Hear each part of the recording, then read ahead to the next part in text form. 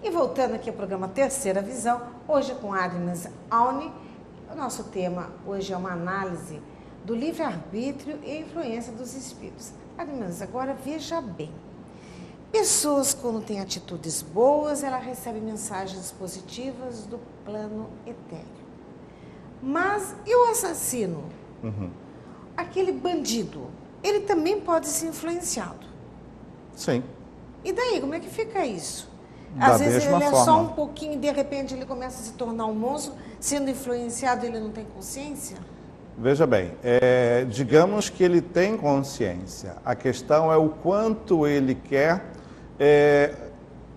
escolher, né? Aí vai uma questão de escolha.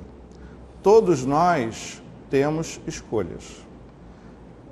Jesus, ele ensina, ele instrui as pessoas a terem observação sobre as escolhas. Quais são as escolhas sobre essa orientação de Jesus? São escolhas espirituais. Então Jesus fala para a gente o seguinte, olha, para o menor que seja uma escolha espiritual, que já é um nível transcendente, essa menor escolha ela vai ser sempre maior do que a maior escolha material. Então, quando você, espírito, tem essa percepção, ou esse primeiro entendimento de si mesmo, você começa a fazer as suas escolhas. Só que existe uma tendência pela percepção material, e material não é só a casa, o carro, o dinheiro, é também as emoções. Você tem uma tendência muito mais forte a fazer escolhas materiais, escolhas emocionais, e não escolhas, digamos assim, com a razão, com a reflexão. E juntando todo esse histórico que nós estamos fazendo aqui, o que tem a ver a ação e a reação? Esse arbítrio também do bem e o mal. Eu sou uma pessoa muito comum, de repente eu sou influenciada por alguém lá do outro espaço, do etéreo, de repente eu começo a mudar o meu comportamento, já tomei consciência, e agora eu olho ao meu redor e falo, nossa, eu fiz isso, eu sou responsável por aquilo que eu estou fazendo. E o sujeito de lá, como é que ele fica?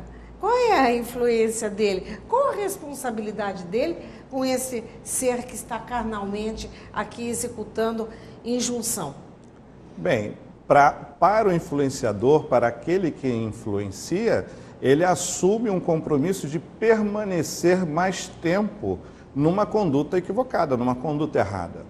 E ele assume para ele essa permanência nessa conduta. Para você, que se deixou influenciar, porque você permite de alguma forma a influência, você assume as responsabilidades pelos seus atos. E aí você precisa reverter todo o processo, não com culpa, não com remorso, não pagando uma penitência ou coisa nesse sentido, mas você precisa mudar o teu modo de pensar, o teu modo de agir, reverter todos os seus processos, né? E onde existe uma escola para que as pessoas, na verdade, aprendam um pouco sobre isso? Esses que não são espíritas, que não estão doutrinados. Bem, a humanidade, né, desde sempre, você percebe inúmeros instrutores espirituais. Então, não necessariamente você vai ter só na doutrina espírita essas instruções. Você tem outras denominações religiosas.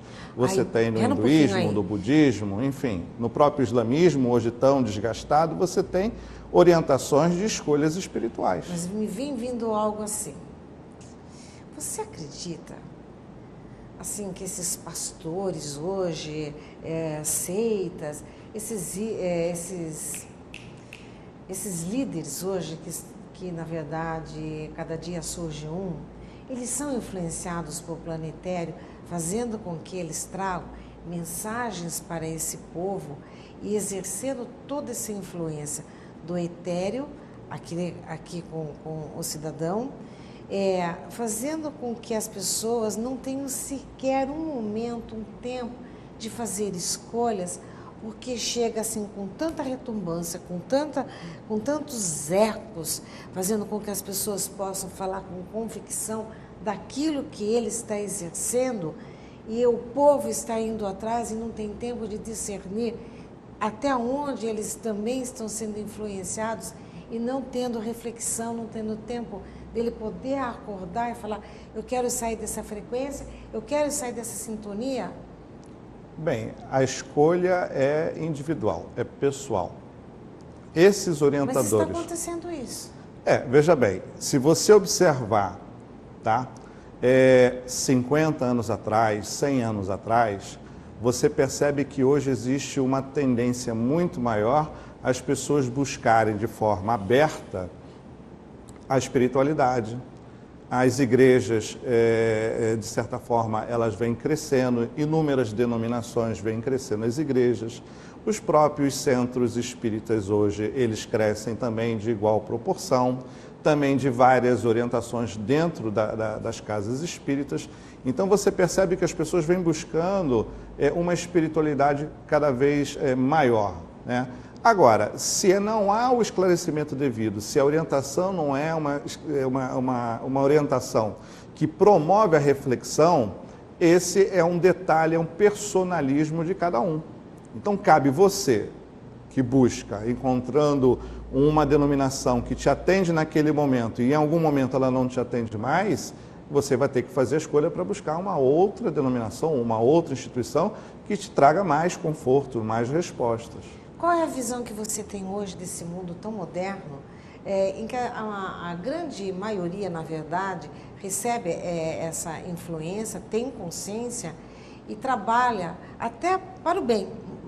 Muitos líderes políticos, eles começam, na verdade, a exercer suas funções para que haja mudanças positivas no universo, mas quando ele chega lá, ele vê o poder, ele vê a grana, ele muda totalmente, aí cai, tem que começar tudo outra vez. Você tem consciência disso? Você pensa nisso? Você acredita que isso esteja realmente acontecendo? Eu acredito que sim, porque isso faz parte da estrutura humana. Você ainda tem muito apego, né, a essa questão do poder, do personalismo, né, da questão da evidência. Você até inicia com boas intenções, mas não necessariamente você consegue ter o comprometimento e dar continuidade. Como você aconselha essas pessoas? Quem observa ou quem está no compromisso de liderar? No compromisso de liderar. Bem, eu sempre que eu tenho oportunidade de conversar com um ou outro líder político, empresário, gestor, enfim, eu sempre informo para ele que ele precisa ter uma preocupação com o outro, né? Que o resultado com o outro, o compromisso com o outro é muito mais importante do que aquele que ele acredita que ele está obtendo de forma pessoal. Ok. Nós vamos para o intervalo, já de volta com você.